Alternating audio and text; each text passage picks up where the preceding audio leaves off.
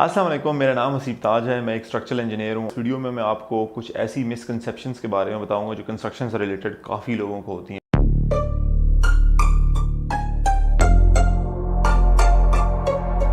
Let me start by steel. अक्सर लोग कहते हैं जी स्टील तो बहुत ज़्यादा पाना है, इतने टन पाना है तो बिल्कुल ज़बरदस्त हो जैसी कम। स्टील की जो अमाउंट है वो कोई बंदा, I have been a contractor myself, पिछले 8-9 साल से एज अ कॉन्ट्रैक्टर भी मैं काम कर रहा हूँ।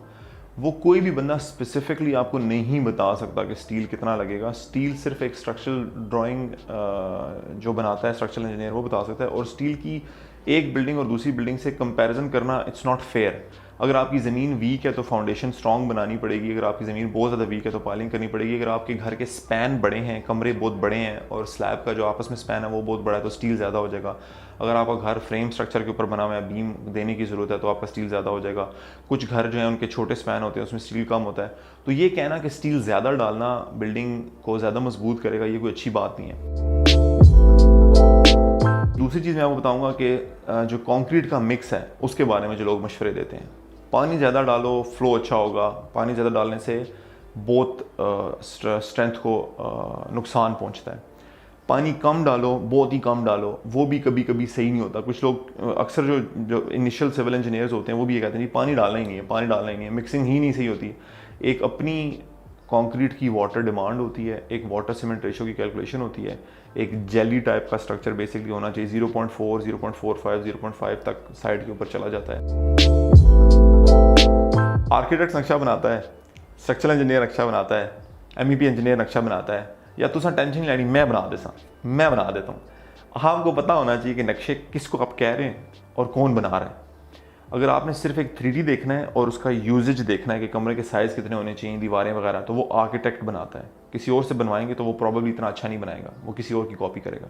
उस नक्शे को देख के इसके अंदर ईंटें कितनी लगेंगी, स्टील कितना लगेगा, स्लैब की थिकनेस कितनी होगी, वो ड्राइंग जो होती है, वो वाला जो नक्शा होता है उसको स्ट्रक्चरल ड्राइंग कहते हैं। वो स्ट्रक्चरल इंजीनियर बनाता है। उसके बाद प्लम्बिंग के पाइप्स कहाँ से जाएंगे, इलेक्ट्रिक के पाइप्स कहाँ से जाएंगे, तारें कितनी लगेंगी, पाइप कितने चौड़े होंगे, इसको MEP mechanical electrical plumbing drawing कहते हैं। इसका MEP इंजीनियर होता है। अगर कोई बंदा आपको ये कह रहा है कि मैं बना देता हूँ तो प्रॉबेबली वो प्रोफेशनल नहीं है। आपको पता ज़रूर होना चाहिए कि प्रोफेशनल नहीं है, ये इसके गलती करने के चांसेस थोड़े से प्रोफेशनल से थोड़े से ज़्यादा हैं। तो आप अगर प्रोफेशनल से काम करें तो यकीन करें इंतहाई सस्ता होता है वो काम, लेकिन बहुत बेहतर हो जाता है। आपकी स्टील की बचत हो जाती है, ओवरऑल चीज़ों की बचत हो जाती है। तो ये आपको पता होना चाहिए कि नक्शा जब आप कहते हैं तो नक्शा किसको कह रहे हैं, आर्किटेक्चरल ड्राइंग को, स्ट्रक्चरल ड्राइंग को, या MEP ड्राइंग को, और ये कौन कौन बनाता है।